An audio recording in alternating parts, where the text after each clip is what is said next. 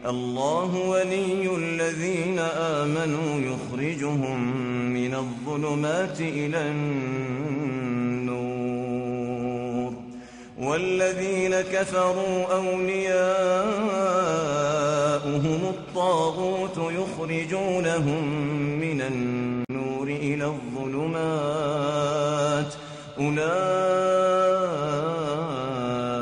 أصحاب النار هم فيها خالدون. السلام علیکم. سوال یہ بہت سارے لوگوں کا نظریہ اس طرح ہوتا ہے کہ کوئی معاملات یا اختلافی مسئلہ ہے. اکثر نماز کے معاملات میں ایسا ہوتا ہے کہ کوئی مسئلہ ہے اور اس مسئلے میں دو گروہوں کا اختلاف ہے. اگر ایک مسئلہ صحیح روش پر ہے اور دوسرا غلط ہے تو اس طرح فورس کیا رہتا ہے کہ آپ صحیح بھی ہے تو اس مسئلے کو نہ بیان کرو تاکہ آپ کے بیان کرنے کی وجہ سے پھر امت میں اختلاف پیدا ہوگا اور اختلاف کے پھر جھگڑے ہوں گے. اس وجہ سے آپ بولے نہ کو اور آپ کے بولنے کی وجہ سے نہ بولنے کی وجہ سے اختلاف نہ ہو. اور اگر یہ بات صحیح نہیں ہے تو پھر ایسی کون کون سی مصلحتیں ہو سکتی ہیں کہ کوئی معاملے میں صحیح حدیث آئے اور اس کے باوجود بھی ہم صحیح حدیث کے رد کر دیں؟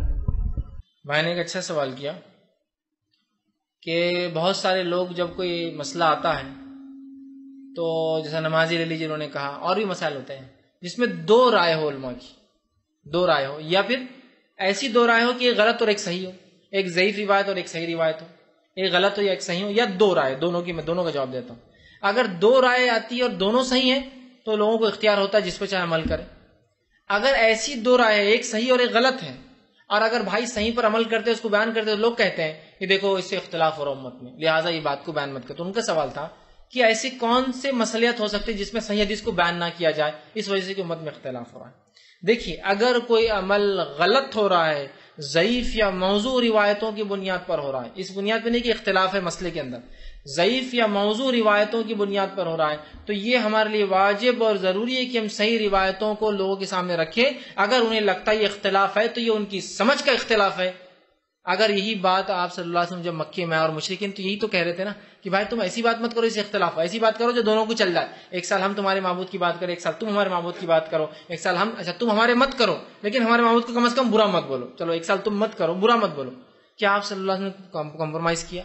اب یہاں جو مصالحت کی بنیاد پر لوگ کہہ رہے نہیں امت میں اختلاف ہوگا، امت میں اختلاف ہوگا، تو کب تک امت کو آپ جاہل رکھنا چاہ رہے ہیں؟ میں یہ سوال کر رہا ہوں.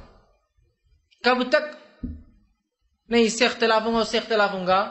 کچھ جماعتوں کے حال تو یہ 70 سال سے چل رہے ہیں، 70 سال سے آج تک وہی مسئلہ ہے کہ اس سے اختلاف ہوگا. تو کب تک امت کو آپ بے شعور اور بغیر شعور کے رکھنا چاہتے ہیں اور کتاب و سنت کے واضح علم کو ان سے چھپانا چاہتے ہیں؟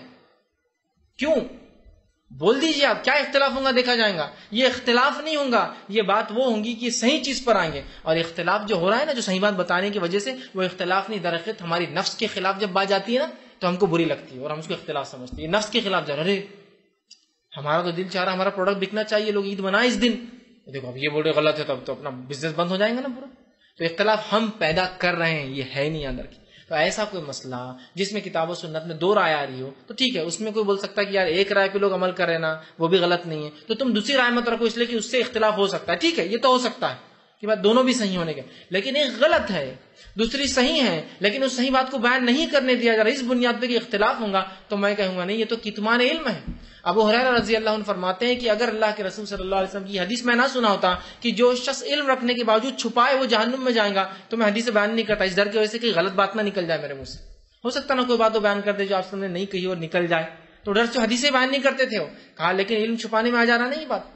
تو لہٰذا بہت سارے لوگوں کو دیکھا جا رہا ہے جو نفس پرست ہوتے ہیں ان کو یہ بات اختلاف نظر آتا ہے کہ اگر میں کسی سے کہوں گا کہ یہ عمل جو اتنے سالوں سے تم کر رہے ہو، جن آپ کے والد کو بھی ہم نے اجازت دی تھی کرنے کی، آپ کے چچا کو بھی دے دی تھی، اب آپ سے کہیں غلط ہے تو ظاہر سے تو گلا پکڑیں گا، مسجد کو چندہ بند ہو جاتا، زکوٰۃ بند ہو جاتی، چمڑے آنا بند ہو جاتے، غلہ مناج نہیں آتا، تو لہٰذا چلنے دو، نہیں اختلاف ہوگا. اور اختلاف نہیں ہوگا بول کر اکثر علم کتاب و سنت کا چھپایا جا رہا ہے، جبکہ ہم جانتے ہیں اللہ رب العزت نے اس بات کی وضاحت اپنے قرآن میں کر دی اور فرما دیا کہ وہ علم جو اللہ رب العزت نے کتاب و سنت کا اتارا تھا، ان الذین یکتمون ما انزلناه من البینات والہدی من بعد ما بیناہ للناس فی الکتاب اولئک یلعنهم اللہ ویلعنهم اللاعنون. یہ جو ہے سورہ بقرہ کی آیت نمبر 159 ہے کہ ہم نے جس ہدایت کو، واضح نشانیوں کو، روشن دلیلوں کو کتاب کی شکل شکل میں اتارا ہے، اس کو اگر کوئی چھپاتا ہے، ان الذین یکتمون ما انزلنا من البینات والہدی، کہ ہم نے جس قرآن کو، جس کتاب کو اتارا ہے، جس کو لوگ چھپاتے تھے، یہ آیت یہودیوں کے لیے آئی تھی کہ ان کو توریت اتاری کی، توریت کو انہوں نے عام لوگوں سے چھپا دیا. کہا نہیں،